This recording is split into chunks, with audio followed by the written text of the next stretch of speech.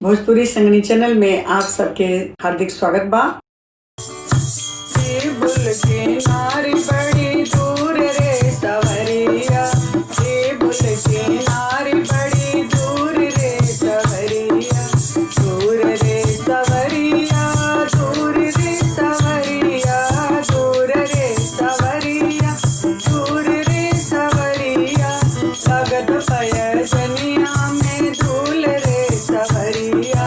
लगत पयजनिया में धूल रे सवरिया, टेबुल के नारी बड़ी दूर रे सवरिया, टेबुल के नाली बड़ी दूर रे सवरिया,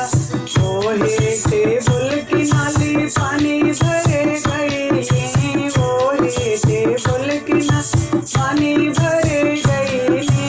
लागत पयजनिया में धूल रे सवरिया, लागत पयजनिया में धूल रे सवरिया,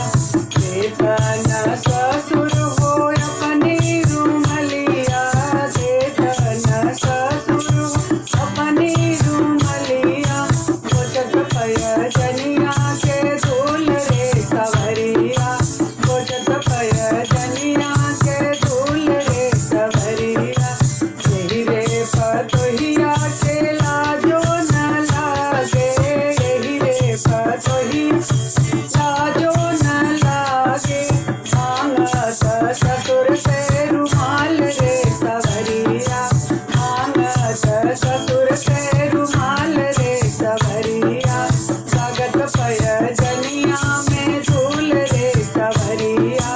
लागत पयजनिया में धूल रे सवरिया, टेबुल के नाली बड़ी दूर रे सवरिया, टेबुल के नाली बड़ी दूर रे सवरिया, ओहे टेबुल की नारी पानी भरे गई, ओहे टेबुल की नाली पानी भरे गई, लागत पयजनिया में धूल रे सवरिया, लागत पयजनिया में धूल रे सवरिया, देतन जेठ हो अपनी रूमलिया, देतन जेठ अपनी रूमलिया, कोचत पयजनिया के धूल रे सवरिया, कोचत पयजनिया के धूल रे सवरिया,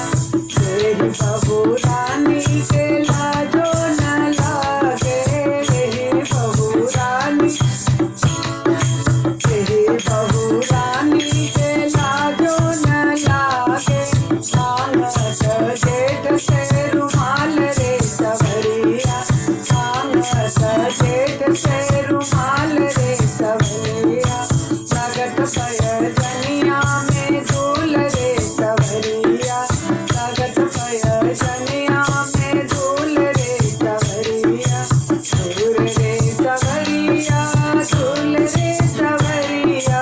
धूल रे सवरिया, धूल रे सवरिया, लागत पयजनिया में धूल रे सवरिया, लागत पयजनिया में धूल रे सवरिया, टेबुल के नारी बड़े दूर रे सवरिया,